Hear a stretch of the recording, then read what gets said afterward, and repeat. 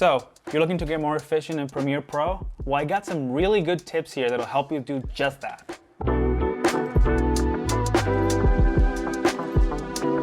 So a tip I learned a little later in my editing career than I would like to admit is hard limiter. Hard limiter is an audio effect that normalizes the audio levels of your files. This works great for like longer format videos such as interviews, something with a lot of dialogue.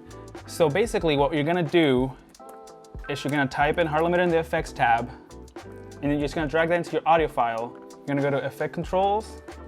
The way I use it is at maximum amplitude, I usually do -6, which is the standard for dialogue. You can even boost right here the gain of the audio files.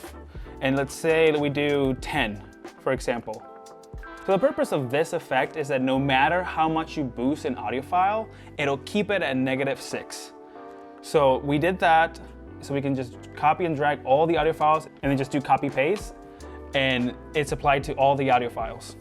Now this is a quick way to normalize all your audio levels to the same decibel, but I still suggest going in and tweaking here and there, because the one thing you gotta keep in mind, this does everything for you, but the more you gotta keep in mind, the more you boost the gain on the audio, it'll also bring up the background noise. So you gotta find that happy balance of raising the volume while also keeping the background noise at bay.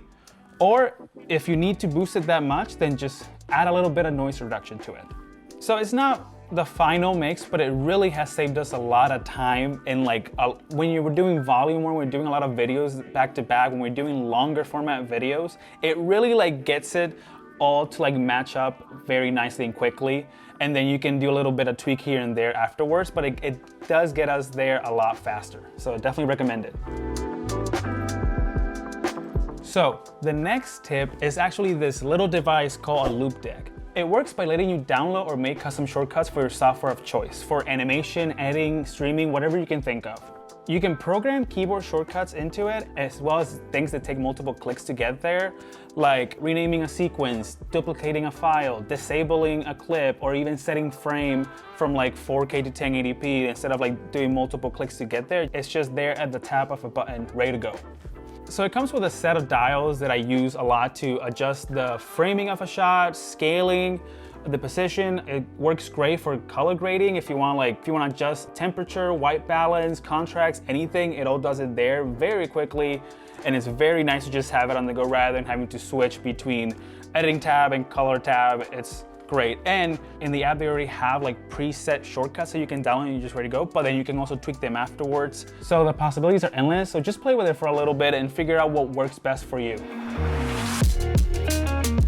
Okay, so for the next tip, we're gonna talk about auto frame sequence. So lately and I'm sure a lot of people have been doing vertical deliverables as well as horizontal. So it takes a lot of time when you shoot 16:9 trying to reframe it to 9:16. So we've been using Premiere's auto reframe feature. So we have a 4K talking head shot of Dan in a 1080x1920 sequence. And so what we're gonna do is, instead of cutting it up ourselves and keeping it him in center, and when he moves his head following with him manually, we're just gonna go to sequence. We're gonna go all the way to the bottom and click auto reframe sequence. And we're gonna pick what aspect ratio we're looking for. We'll do vertical 9:16, and then we just press create, and then just let it do its thing. All right, so it's just finished analyzing the footage, and we can see right here, it fit the footage into the 9:16 aspect ratio, and it tends to also, with this type of footage, it tends to actually track it a little bit when the head moves back and forth, just making sure it's kept centered. It's not perfect, but it definitely does most of the work for you, and you just gotta go and revise it and tweak it here and there. So it definitely saves a lot of time when you're trying to reframe for vertical deliverables. So it's definitely a good hack to know about. So the last tip we have is labeling your timeline with colors and markers. So this is more for longer videos. There's different sections, there's multiple chapters, and when you come back from maybe a day or two of not working on the project, it's harder to find where you left off, or where's the section that you need to go back and work on. So it's good to keep in mind setting markers throughout the timeline. One thing I didn't know until a few years into editing is you set a marker and you double click, and then let's say we'll type in change this shot, and then there it is. but then you have like 20 markers, for example, it's gonna be hard to find the one you're looking for. You have to hover and see the name, but I didn't know this until later on that you can just adjust the duration of the marker, press OK, and then it extends to whatever time you want, and now it shows the actual text that you wrote inside the marker. And then you can adjust the length of it to fit over the section that you're trying to mark. And to add to that, if you're looking from the timeline from afar, it's a lot of markers, and it's like there's still, like the text is still small, so it might be hard to see. That's where color coding your timeline comes in, where you just like pick a section. Let's say this is chapter 1.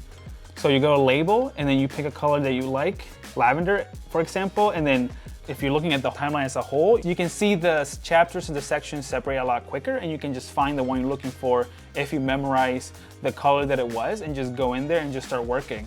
It definitely saves a lot of time when we're doing like hour-long interviews with different chapters, different sections, like B-roll and everything. It's just, you can also like just separate it by tracks, like green will be B-roll, or even if you have multiple audio tracks, you can do it per person. If you have 3 people talking in the shot, one person can be one color, the other person can be another color, and you can go back and forth between those tracks a lot quicker. So it definitely saves a lot of time for longer format videos. So there you go, 4 tips that should help you make your editing workflow a lot more efficient. Let us know if you found these tips useful. Let us know which one you didn't know about, or maybe which one you did know about, and maybe we'll make a part 2 of this. All right, see you in the next one.